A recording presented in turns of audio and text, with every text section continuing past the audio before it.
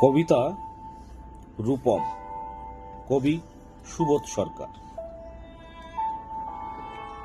রূপমকে একটা চাকরি দিন, এমএ পাস, বাবা নেই, আছে প্রেমিকা, সে আর 2-1 মাস দেখবে, তারপর নদীর এপার থেকে ওপারে গিয়ে বলবে, রূপম আজ চলি, তোমাকে মনে থাকবে চিরদিন।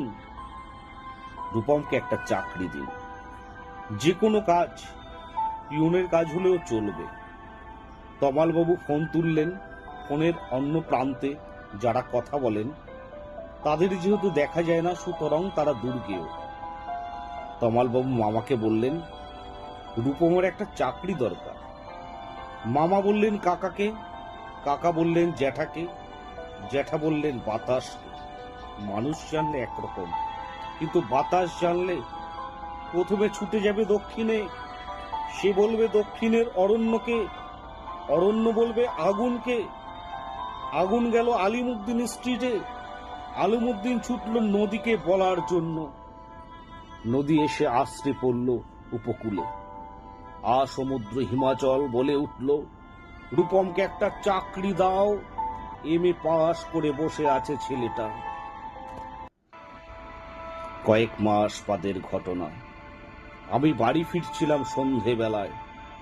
গলির মোড়ে 7-8 জনের জটলা দেখে থমকে দাঁড়ালাম। জল থেকে সদ্য তুলে আনা রূপমের ডেড বডি, সারা গায়ে ঘাস, খড়কুটো হাতের মুঠোয় ধরে থাকা একটা 1 টাকার কয়েন। পাবলিক বুথ থেকে কাউকে ফোন করতে চেয়েছিল রূপম। ভারত সরকারের 1 টাকার কয়েনের দিকে আমার চোখ। সারা গায়ে সবুজ ঘাস, ঘাস নয় অক্ষর। এমএ পাস করতে একটা ছেলেকে যত অক্ষর পড়তে হয়, সেই সমস্ত ব্যর্থ অক্ষর গায়ে লেগে আছে। একটা ছেলেকে কেন আপনারা এমএ পড়ান? কোন আহ্লাদে 8খানা বিশ্ববিদ্যালয় বানিয়েছেন? তুলে দিন। এই কথাগুলো বলবো বলে ফোন তুললাম পবিত্র সরকারের।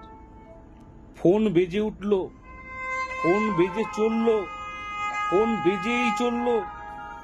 20 বছর ধরে ওই ফোন বেজে চলেছে, আরো 20 বছর বাজবে। বাতাস বলছে অরণ্যকে, অরণ্য বলছে নদীকে, নদী উপকূল থেকে আছড়ে পড়ে বলল, রূপমকে একটা চাকরি দিন। কে রূপম?